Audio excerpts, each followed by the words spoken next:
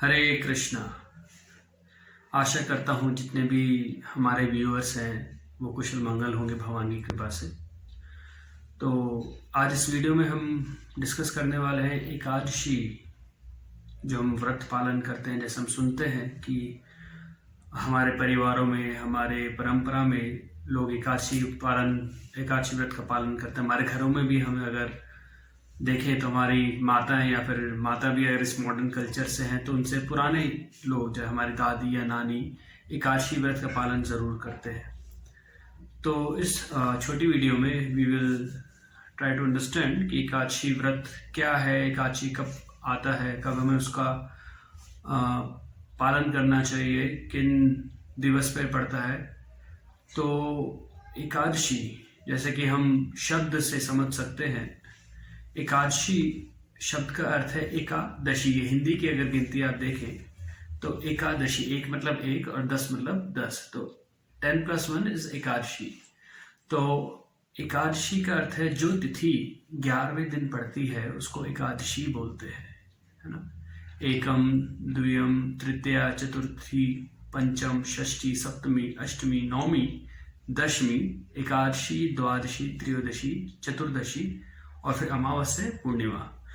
तो as per the Hindi calendar तो इस प्रकार से तिथियां चलती हैं, है ना। तो हर महीने में 30 दिन होते हैं और 30 दिन के अंदर 2 एकादशी पड़ती हैं और एक अमावस्या और एक पूर्णिमा पड़ती है। तो हम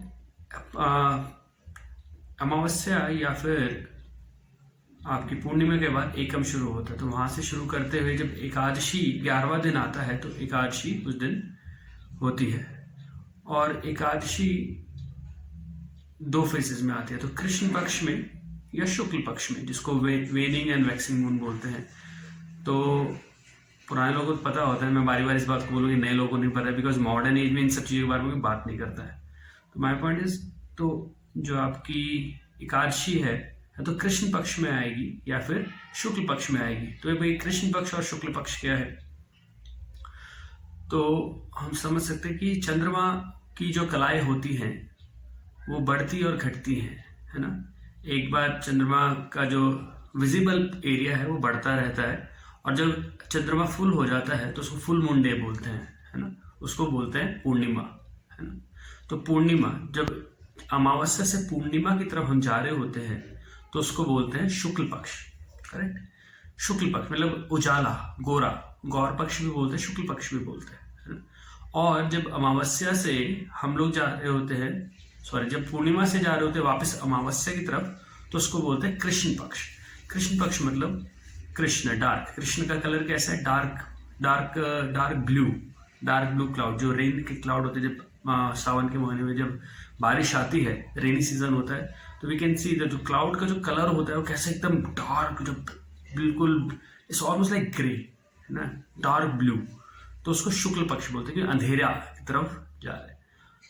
तो जब हम शुक्ल पक्ष की तरफ जा रहे होते हैं, जब अमावस्या की तरफ जा रहे होते हैं, जब अमावस्या की तरफ जा रहे होते हैं तो उसको बोलते हैं हम कृष्ण पक्ष, है ना। तो हर पक्ष में एक एक एकादशी फॉल होती है। तो पूरे साल में 24 एकादशी होती है ना, और हर महीने में 2 एकादशी होती है। तो एकादशी को हरि तिथि या फिर हरिवासर भी बोलते हैं, क्योंकि ये जो तिथि होती है भगवान श्री विष्णु को बहुत प्रिय होती है। भगवान श्री विष्णु, श्री कृष्ण, श्री राम, तो ये सब भगवान के ही अंग हैं, भगवान के ही रूप हैं। तो कृष्ण सबके सोर्स हैं।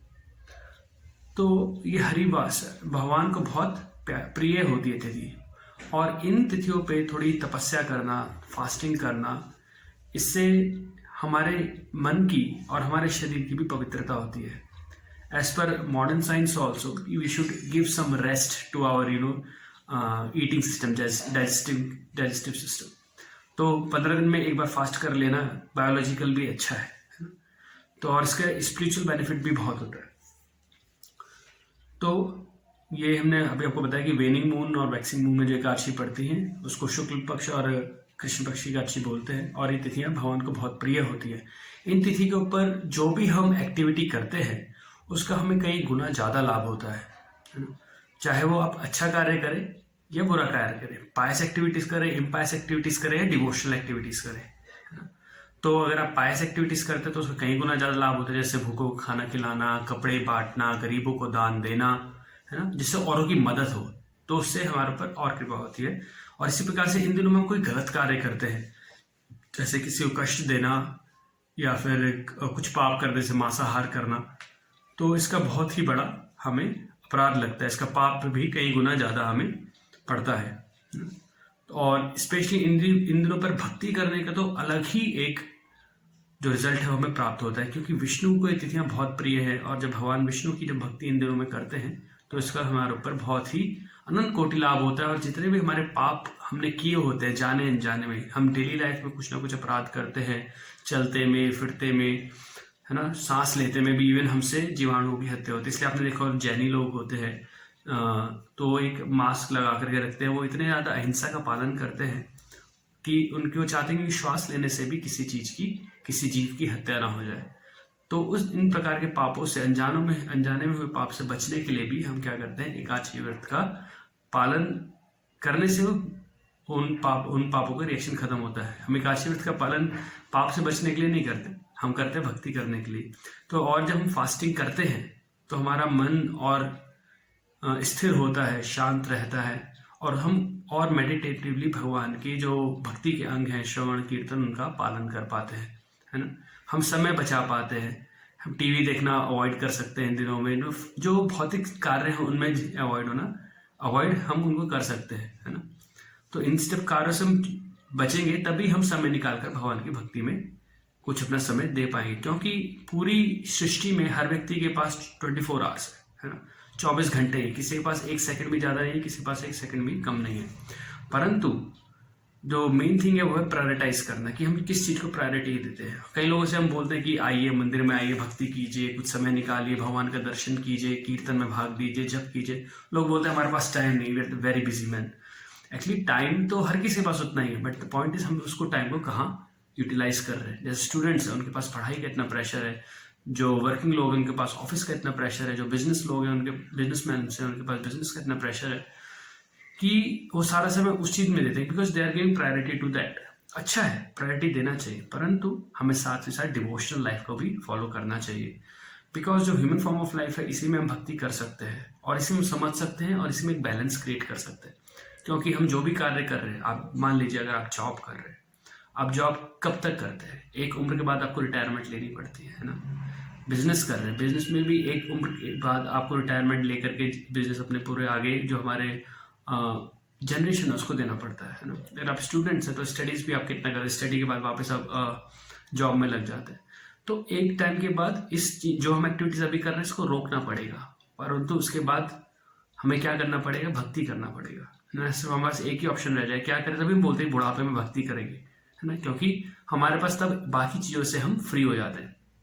परंतु द पॉइंट इज कि जिसने जवानी में, जिसने अपने यूथ में भक्ति नहीं करी, तो उसके लिए आगे जाकर भी भक्ति करना मुश्किल हो जाता है। Because it is said it's difficult to bend dry wood और ड्राई बैम्बू, क्योंकि एक बार जब उसको शेप मिल जाती है उसका मोड़ नहीं पाते। तो भक्ति क्या है? भक्ति एक चेतना का सब्जेक्ट मैटर है ना।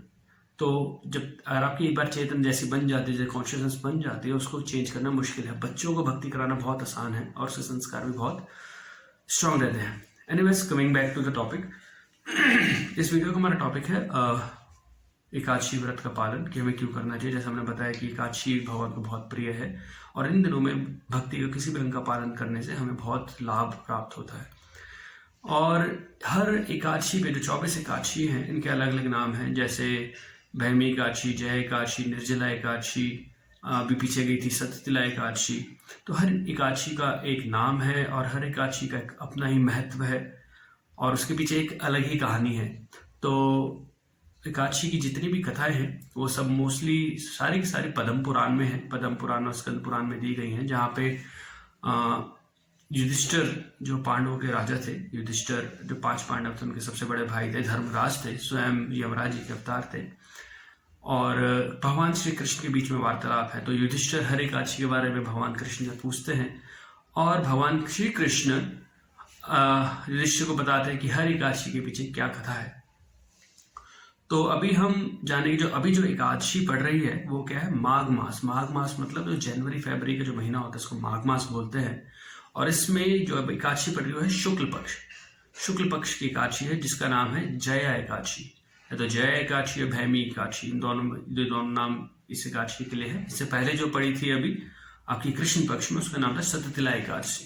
ठीक है, तो इस एकादशी के बारे में युधिष्ठिर जो महाराज हैं वो भगवान श्री कृष्ण से पूछते हैं कि भगवान की ये जो एकादशी पड़ रही है, माघ मास की जो शुक्ल पक्ष की एकादशी है जिसको जय एकादशी बोलते हैं, इसकी क्या कथा है, इसकी कथा प्लीज आप मुझे बताइए कि इसमें ऐसा क्या हुआ था और इस व्रत का पालन करने से हमें क्या लाभ मिलता है।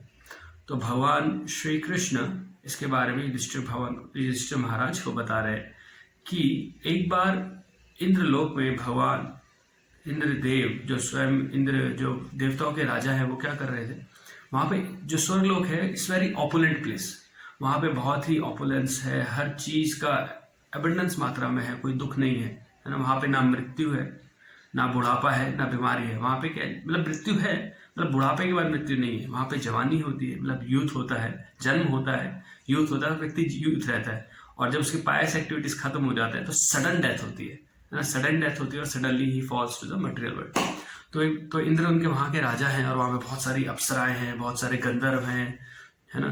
तो वो क्या करते हैं, इंद्र जो देवता है, जो देवताओं के राजा हैं, उनकी खुशी के लिए, उनकी प्रसन्नता के लिए वहाँ पे नाचते हैं, गाते हैं, वहाँ पे मधुपान होता है, वहाँ पे, है ना, इन सब चीज़ों को एंजॉयमेंट की चीज़ें बहुत ज़्यादा हैं। तो एक बार वहाँ पे खूब एंजॉयमेंट हो रहा था, पार्टी हो रहा था, इंद्रदेव आनंद ले रहे थे। वहाँ पे बहुत सारे जो उनके गंधर्व थे वो आए हुए थे। तो मेनली जो भगवान जो इंद्रदेव के जो मेन जो 2 गंधर्व हैं जो वहाँ सुंदर गायन करते हैं, है ना, तो उनका नाम है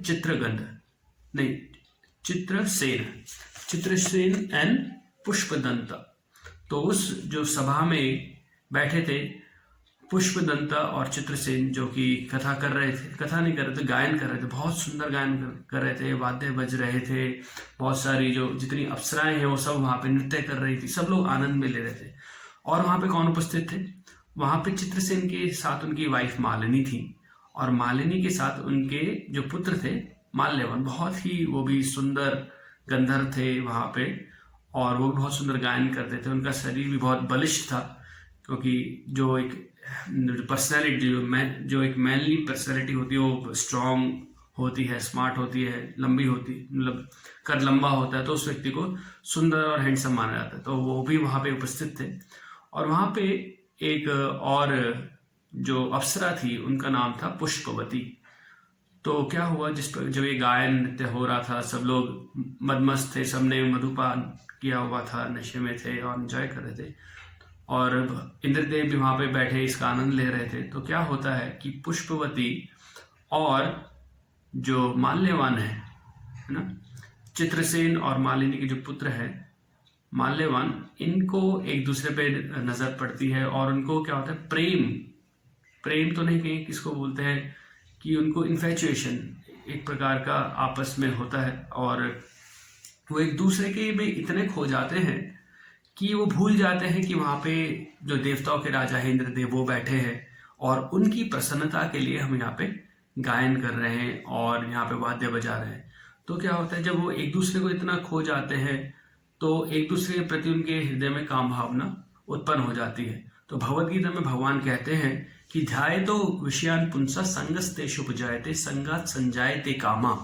कि क्या होता है कि जब हम किसी चीज का चिंतन करते हैं, किसी भोग की वस्तु का चिंतन करते हैं, तो क्या होता है, ध्यायतो किसी भी विषय वस्तु का ध्यान करने से, ध्यायतो विषयान पुंसा विषयों के ध्यान करने से संगस्तेषु उपजायते संगात संजायते कामा। ध्यान करने से अटैचमेंट होता है, अटैचमेंट से क्या होता है, लस्ट जनरेट होती है। तो जब लस्ट हमारे हृदय में उत्पन्न होती है तो हम इस जगत में भूल जाते हैं कि क्या सही है क्या गलत है। जिस प्रकार से आप आज के समय में देख सकते हैं कि कई बार हम देखते हैं कि जो यूथ लड़के लड़कियां हैं वो कहीं ओपन में भी आपस में अपने प्रेम प्रसंग की जो एक्टिविटीज हैं उनको करने लगते हैं, जो कि सही नहीं है। ऑल्दो एक समाज में, एक सभ्य समाज में ऐसा नहीं करना चाहिए, पर फिर भी हम देखते हैं कि कई बार ऐसा होता है जो कि बताता है कि काम कितना हमारी बुद्धि को ढक देता है और हम भूल जाते हैं क्या सही है और क्या गलत है। तो इस प्रकार से जब वो एक दूसरे में खो गए थे, एक दूसरे के प्रति इतने अट्रैक्टेड हो गए थे, तो क्या होता है वो भूल जाते हैं कि वो क्या गा रहे हैं, है ना। वो उस ताल से हट जाते हैं, उस सुर से हट जाते हैं, अचानक सारा म्यूजिक खराब होने लग जाता है। आप देखते हैं, अगर आप म्यूजिक में इंटरेस्टेड हैं तो यू मस्ट बी नोइंग कि अगर एक भी वाद्य यंत्र कुछ गलत बजता है तो अचानक आपकी नजर वहां पे जाती है। जिस प्रकार से मंदिर में कीर्तन करते हैं, जरा भी कोई व्यक्ति मृदंग गलत बजा दे, करताल गलत बजा दे, हारमोनियम का कोई और सुर छेड़ दे, तो वो पता चल जाता है कि कुछ गलत हो गया। That means he is the person is either he doesn't know और ही इज नॉट फोकस्ड कि अभी क्या चल रहा है। तो वहां पे एक्चुअली दे न्यू कि उनको क्या गाना है, क्या बजाना है, बट वो एक दूसरे में इतने खो गए कि वो क्या कर रहे थे उससे वो डाइवर्ट हो गए। तो इसी प्रकार से हम देखते हैं कि आज के समाज में भी जब हम हमारा जो मेन फोकस है, जैसे स्टूडेंट्स के लिए स्टडीज फोकस है, वर्किंग मैन के लिए अपना जॉब फोकस है, बिजनेसमैन के लिए बिजनेस फोकस है, परंतु जब वो उस चीज से हट जाते हैं, अपना ध्यान किसी और विषय वस्तु में लगाते हैं, तो उनका जो ट्रैक है उससे वो डाइवर्ट हो जाता है और वहां पे लॉस होने लग जाता है ना, या फिर वहां से फोकस हट जाता है तो वहां से प्रोडक्टिविटी कम हो जाती है। तो इसी प्रकार से यहाँ भी ऐसा हुआ, जो इनका मेन सब्जेक्ट था वहां पे वो था गाना बजाना, इंद्रदेव की खुशी के लिए करना, परंतु वो वहां पे नहीं कर रहे थे। तो क्या हुआ, अचानक इंद्रदेव की नजर पड़ती है, बहुत क्रोधित होते हैं। वो देखते ही समझ जाते हैं कि दोनों एक दूसरे की तरफ देख रहे हैं और एक दूसरे के बारे में सोच रहे हैं। तो क्या करते हैं, बहुत रुष्ट हो जाते हैं और उनको एक श्राप देते हैं। क्या श्राप देते हैं, कहते हैं जाओ धरती पे जाओ, है ना, और वहां कष्ट पाओ, मृत्यु लोक में जाओ, है ना।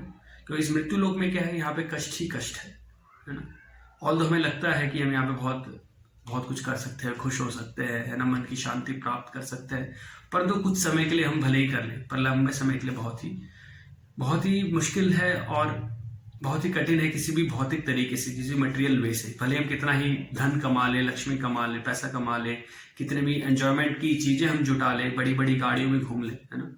हम मंदिर में रहते हैं, बड़े बड़े लोग मंदिर के अंदर आते हैं, ठाकुर जी सामने प्रार्थनाएं करते हैं, करोड़पति लोग आते हैं, परंतु उनके जीवन में अलग अलग प्रकार की दुविधाएं होती हैं जो उनको मन को संताप दे रही होती है, जो कष्ट में होते हैं, है ना। क्योंकि इस जगत को ही क्या बोला गया, दुखालयम। भगवान ने भगवत गीता में बोला है कि जगह अनित्यम असुखम लोकम, है ना, असुखम लोकम, इस पर टैग लगा है इस संसार में, दैट दिस असुखम लोकम दुखालयम अशाश्वतम, कि यहाँ पे दुख ही दुख है, परंतु हम सुख ढूंढ रहे हैं, है ना। हमें पता ही नहीं है एक्चुअली सुख है क्या। इन चीजों को भी हम डिस्कस करेंगे इवेंचुअली, बट आज जो हमारा मेन टॉपिक है वो एकादशी है। तो अभी हम एकादशी कथा का वर्णन कर रहे हैं, क्योंकि ये जो एकादशी की कथा है इसको बताते हैं, इस कथा को भी जो सुनता है, इस कथा के जो सुनता है उसको भी इसका बहुत लाभ प्राप्त होता है। तो क्या होता है, जब ये माल्यवान और पुष्पवती एक दूसरे को इतना आसक्त हो जाते हैं, एक दूसरे में कामुक हो जाते हैं, तो इंद्रदेव देख लेता है, उनको श्राप देते हैं, जाओ मृत्यु लोक में जाओ और वहां कष्टों को भोगो।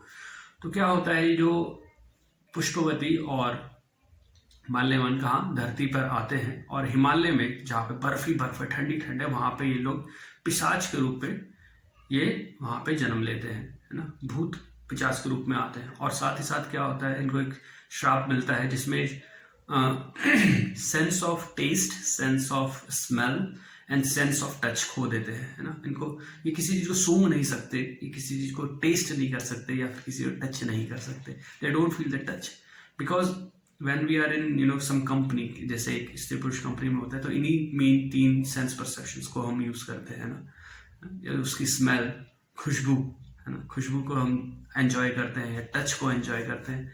तो ऑल्दो ये साथ में थे, पर फिर भी एक दूसरे को ये एंजॉय नहीं कर पा रहे थे, एक दूसरी कंपनी को ये एंजॉय नहीं कर पा रहे थे। तो जब इनको श्राप मिलता है, संसार में आते हैं, हिमालय में होते हैं, तो अब इतनी ठंड होती है, इतनी कष्ट होता है, ये लोग उसको बहुत ही पीड़ा में ये लोग वहां पे पूरा दिन बिताते हैं। और फिर जब रात आती है तो रात में भी बहुत सर्दी होती है, ठंड लग रही होती है, ठिठुर रहे होते हैं, परंतु कुछ कर नहीं पाते, है ना। ना कुछ खाने को होता है, ना कुछ पीने को होता है, इतनी पहाड़ियों पे कुछ मिलता नहीं है, तो बहुत ही कष्ट में होते हैं। समहाउ और अदर ये पूरा दिन बिताते हैं और इतने थक जाते हैं कि शाम को ये लोग जस्ट वहां पे दे कोलैप्स, मतलब वहां पे ये लोग बेहोश हो जाते हैं एक पीपल के पेड़ के नीचे। बताया जाता है पीपल के पेड़ के नीचे, अब आई डोंट नो कि वहाँ पीपल का पेड़ कैसे था, भगवान की इच्छा तो कुछ भी हो सकता है पीपल का पेड़ वहाँ पे इतना सर्दी में एग्जिस्ट करता हुआ है। तो I read that, so I am just quoting the same from the शास्त्रास। तो वहाँ पे कोलैप्स हो जाते हैं, बट फॉर्चुनेटली उस दिन क्या होता है, that was the day of Jaya Ekadashi. उस दिन जया एकादशी होती माघ मास की, जहाँ पे इतनी ठंड जनवरी फरवरी हम जानते हैं कितनी ठंड होती है, अभी यहाँ पे भी हिमालय की तरह हालत हो रखी है दिल्ली में। तो इस ठंड में वो वहाँ पे होते हैं और इवेंचुअली रात में although they were together, they were embracing each other just to keep them warm, because इतने कष्ट में वो एंजॉय तो नहीं कर पा रहे थे, परंतु आपस में थे भी, एक दूसरे को आलिंगन किया हुआ था सिर्फ अपने आप को गर्म रखने के लिए, बॉडीज को, परंतु फिर भी वो एंजॉय नहीं कर पा रहे थे एक दूसरी कंपनी को। तो क्या होता है, रात भर बीतती है, रात में बीतती है, और जब सवेरा होता है तो बहुत ही अचंभित चीज होती है। क्या होता है कि ये जो इनके पास जो इतने ऑपुलेंस थे वो सब वापस आ जाते हैं, है ना, और जितना भी इनका सुंदर जो स्वरूप था वो वापस आ जाता है, जितने इनके पास गहने थे, जितना ऐश्वर्य सब वापस आ जाता है। और जो थोड़ी देर बाद क्या होता है, पुष्पक विमान आता है जो स्वर्गलोक से आता है और ये उस पर बैठ करके वापस स्वर्गलोक को जाते हैं, है ना। और जब स्वर्गलोक जाते हैं तो वहां पर सब लोग इनका स्वागत करते हैं, इंद्रदेव भी इनका स्वागत करते हैं। तो समझ नहीं पाते हुआ क्या है, मतलब ऐसा क्या हो गया, मतलब एक दिन में ये सब अपना सारा जो इनका पनिशमेंट तो भोग करके वापस आ गए, है ना। हुआ क्या, उस दिन थी जया एकादशी और इनके मन में ये रिग्रेटनेस थी कि हमने गलत किया, हमने कितना अपराध किया, हम राजा की प्रसन्नता के लिए गए हैं पर वहां हम अपने भोग विषय के बारे में सोचने लग गए हैं। जब इन चीजों के बारे में हम रिग्रेट करते हैं तो उससे हमारा हृदय शुद्ध होता है। तो जब वापस जाते हैं, इंद्र भी इनका स्वागत करते हैं और इंद्र बताते हैं कि फॉर्चुनेटली जिस दिन आप धरती पे पहुंचे उस दिन वहां पे क्या था, जया एकादशी थी, और जया एकादशी के दिन आपने ना कुछ खाया ना कुछ पिया, बिकॉज वहां ना कुछ खाने को था ना कुछ पीने को था। तो दे डिड एकादशी व्रत आउट ऑफ फोर्स, और अननोइंगली दे डिड एकादशी व्रत, और रात भर भी इनको जब नींद नहीं आई तो जागरण हो गया। तो एकादशी के दिन रात में जागरण करने का भी बहुत महत्व है कि भगवान की नाम का कीर्तन करें। तो हमारे इस्कॉन मंदिर में भी दिल्ली में एकादशी के दिन 24 घंटे का कीर्तन होता है, 24 आवर्स वी डू कीर्तन, हरिनाम कीर्तन। आप रात को 1 बजे, 1:30 बजे, 2 बजे भी आके देखेंगे तो रात भर कीर्तन होता है, और सुबह द्वादशी के दिन अगले दिन ये पूर्ण होता है। तो इस प्रकार से जब उन्होंने इस व्रत का पालन किया तो इनके जितने भी पाप इनको लगा था, जितने भी इनसे गलतियां हैं, तो वो सब भगवान विष्णु के द्वारा क्षमा हो गई। और इंद्र ने भी ये कहा कि आपने एकादशी व्रत का पालन किया, आपने भगवान श्री विष्णु के एकादशी व्रत का पालन किया जो तिथि उनको प्रिय है। तो अब क्या हो गया, तो आप उनके प्रिय हो गए तो आप हमारे भी प्रिय हो गए और हम आपके दास हो गए। तो इस प्रकार से इंद्र ने इनको स्वागत किया। तो this was the story about Jaya Ekadashi की। जया एकादशी के दिन पद्म पुराण में ये कथा आती है। तो जो भी व्यक्ति इस दिन व्रत का पालन करता है, एकादशी व्रत का पालन करता है, तो उसको भगवान की विशेष कृपा प्राप्त होती है, और वो जितने पाप कर्म उसने किए होते हैं जाने अनजाने में, उनसे वो मुक्त हो पाता है और दृढ़ता के साथ भगवान की भक्ति कर पाता है। तो आपसे सबसे प्रार्थना है कि प्रयास कीजिए इस एकादशी व्रत का पालन करने का। और एकादशी व्रत का पालन करते कैसे, मैं आपको बस 2 मिनट में बताता हूँ कि एकादशी व्रत का मतलब कि इस दिन हमें अन्न नहीं खाना होता। वी अवॉइड ग्रेन्स मतलब चावल, दाल, यानी किसी भी प्रकार की दाल नहीं खानी होती, चावल नहीं खाना होता। नमक में भी आप सेंधा नमक का यूज कर सकते हैं। जैसे आप और भी व्रत करते ही होंगे, जो एकादशी करते हैं बहुत अच्छी बात है, जो नहीं करते हैं और कुछ ना कोई व्रत घर में कोई ना कोई करता है, नवरात्रि के व्रत हम करते हैं। तो उसी प्रकार से एकादशी व्रत में भी हम अन्न नहीं खाते। ये एकादशी व्रत एकादशी की सुबह से शुरू होता है। कई लोग दशमी की सूर्यास्त से भी शुरू करते हैं, दशमी की शाम को भी अन्न नहीं लेते हैं, और द्वादशी की सुबह इसको ओपन करते हैं। परंतु जनरली हम इसको हम फॉलो करते हैं कि एकादशी की सुबह से ही हम इसका पालन करते हैं। तो दिन में आप खा कितनी भी बार सकते हैं। वैसे तो अलग अलग इसके लेवल होते हैं, कई लोग निर्जला व्रत भी करते हैं, पानी तक नहीं पीते। कुछ लोग खाली फल खा करके एकादशी के व्रत पे रहते हैं। कोई लोग एक बार फल खाते हैं, एक बार पका हुआ भोजन खाते हैं, पर उसमें भी अन्न नहीं खाते। तो इन द बिगिनिंग आप ऐसा कर सकते हैं, आप खा सकते हैं 2 बार 3 बार, जितनी बार आप प्रसाद पाना चाहते हैं पा सकते हैं। परंतु क्या अवॉइड कीजिए, ग्रेन्स मत खाइए, दूध पीजिए, फल खाइए, दही खाइए, आलू टमाटर की सब्जी बनाइए, सामक चावल की खिचड़ी बनाइए, साबुदाने की खिचड़ी बनाइए, कुट्टू की पकौड़ी बना सकते हैं, और पनीर खा सकते हैं, पनीर टमाटर की सब्जी बना सकते हैं। मटर नहीं खा सकते तो पनीर, आलू टमाटर पनीर ये सब बना सकते हैं। पनीर में बिकॉज प्रोटीन होता है, उससे शक्ति आती है, तो आपको वीकनेस फील नहीं होगा। बिकॉज फास्टिंग एक्चुअली हमें वीक नहीं करती, हमारी बॉडी में इतना फैट है कि हम 1 हफ्ते तक बिना खाए आसानी से जी सकते हैं, है ना।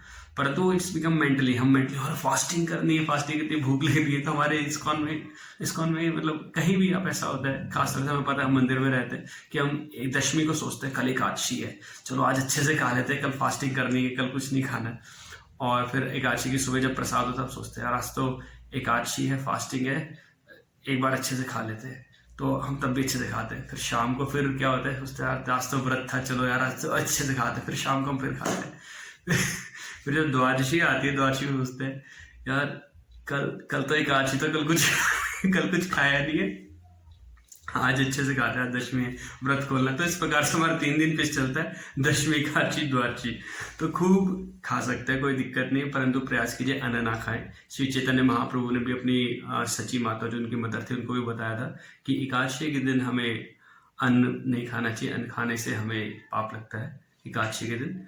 और हमें इसलिए नहीं खाना है ताकि हम सतोगुण में रह सके और ज़्यादा से ज़्यादा समय हम हरि भक्ति में लगाएं, भगवान के श्री चरणों में लगाएं। तो आप सबसे यही प्रार्थना है, प्रयास कीजिए। जो लोग रखते हैं उनके लिए बहुत अच्छा है रखना एकादशी तिथि का व्रत, और जो लोग नहीं रखते हैं उनसे प्रार्थना, प्रयास कीजिए शुरू करने का, है ना। हाँ, कोई ज़बरदस्ती नहीं कि भैया इस्कॉन के हम नित्य सेवक बने हैं तो साथ में जुड़े हैं, तो आपका पालन करना है। इवेंचुअली हम समझेंगे पहले चीज़ों को कि कैसे हमें चीज़ों में आगे बढ़ना है और कैसे व्रत का पालन करना है, करेक्ट, और कैसे भक्ति में आगे बढ़ना है। तो प्रयास कीजिए, एकादशी व्रत का पालन कीजिए। समय मिले तो हरे कृष्ण महामंत्र का एक माला का जप कीजिए। अगर आपके पास माला नहीं है तो हाथों पर भी 108 बार हम हरे कृष्ण महामंत्र को बोल सकते हैं। हरे कृष्ण महामंत्र आप सबको आता ही है, आप इस्कॉन मंदिर आए थे, नहीं आता तो मैं एक बार रिपीट करके आपको बताता हूँ। हरे कृष्ण कृष्ण कृष्ण हरे हरे, हरे राम राम राम हरे हरे। तो ये महामंत्र है, इसका उच्चारण करने से इस भौतिक संसार के सारे कष्ट दूर हो सकते हैं।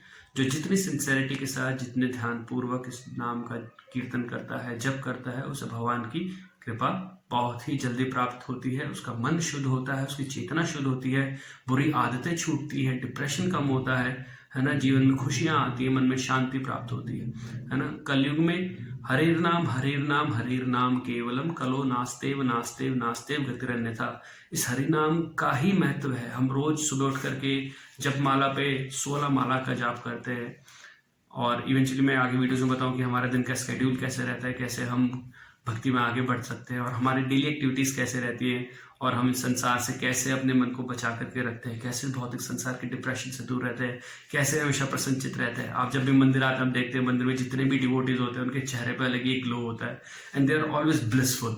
सो what is the secret that I will reveal in upcoming videos.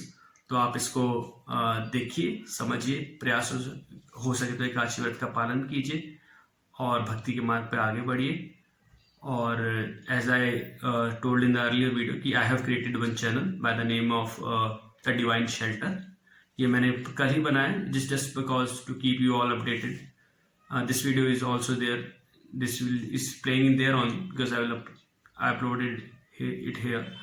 तो आई रिक्वेस्ट कि if you can subscribe this channel and ring the bell icon, तो यू नो कि आपको नोटिफिकेशन आ जाएंगे। हर व्यक्ति यही बोल रहा था वीडियो में, subscribe it and press the bell icon so that you get updates about the upcoming videos. Thank you so much. Hare Krishna.